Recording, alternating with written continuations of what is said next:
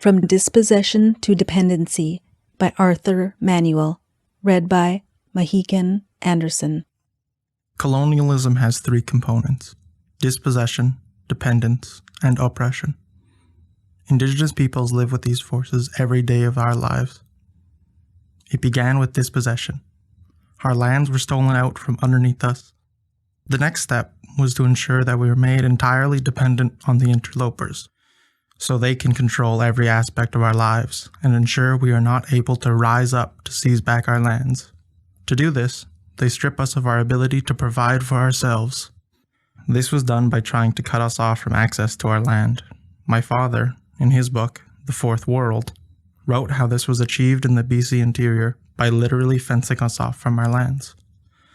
Suddenly, our hunting grounds, our fishing spots, our berry patches, and other gathering places were cut off by fences, and then enforced by a maze of regulations, while our timber was carted away and our land stripped of our minerals.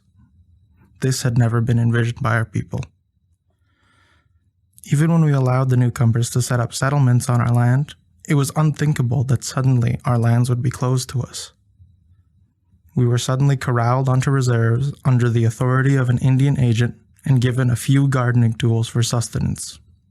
In some areas, where the land was particularly fertile and the Indigenous peoples managed to generate small surpluses and tried to sell them, local white farmers complained about the competition and laws were passed forbidding us from selling our produce.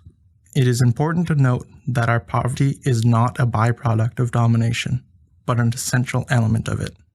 But of course, it is not easy to keep us off our land. In my grandparents' time, there was no welfare. Our people still survived by returning to land in stealth, fishing, hunting, and picking berries, and then working seasonally as farm labor, as ranch hands, or in the woods. We had to find ways to make money all year round and to gather a significant portion of our food from the land surrounding the reserve. Welfare was introduced quite late, and again, its main purpose seemed to be to keep us corralled on our reserves. When it was first introduced, people were actually reluctant to take it. The Indian agent came and said the government was going to give us relief money, and our people were instantly suspicious.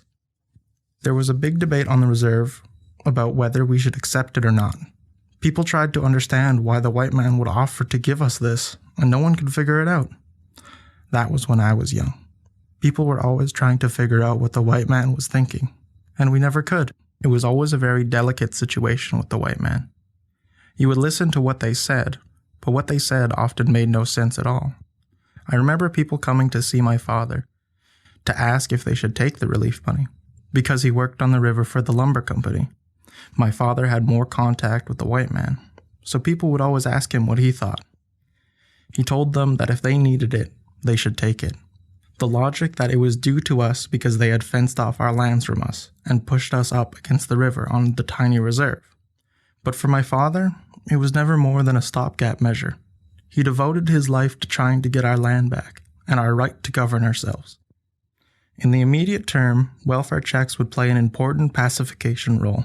It meant our people spent less time on our land, and it allowed the white man to bring in all sorts of new laws forbidding us from hunting and fishing and trapping on our territories.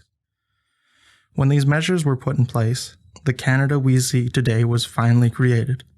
Indigenous people, from enjoying 100% of the landmass, were reduced by the settlers to a tiny patchwork of reserves that consisted of only 0.2% of the landmass of Canada, the territory of our existing reserves, with the settlers claiming 99.8% for themselves. This is, in simple acreage, the biggest land theft in the history of mankind. This massive land dispossession and resultant dependency is not only a humiliation and an instant impoverishment, it has devastated our social, political, economic, cultural, and spiritual life.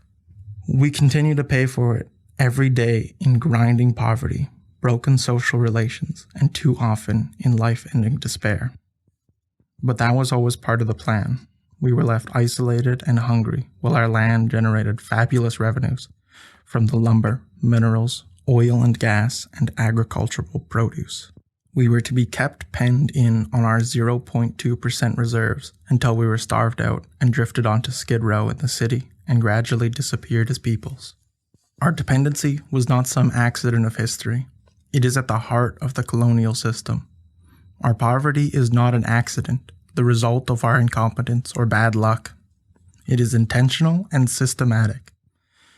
The brilliance of the Canadian system as it has evolved is that today, our poverty and misery are actually administered by our own people, in a spirit that seems profoundly insulting. This system is even called by some self-government. Self-government as designed by the Canadian government is a system where we administer our own poverty. The dependency built into this system can be heartbreaking.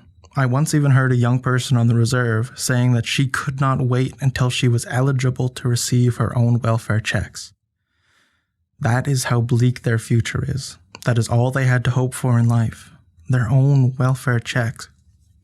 This is what colonialism leads to. Complete and utter dependency.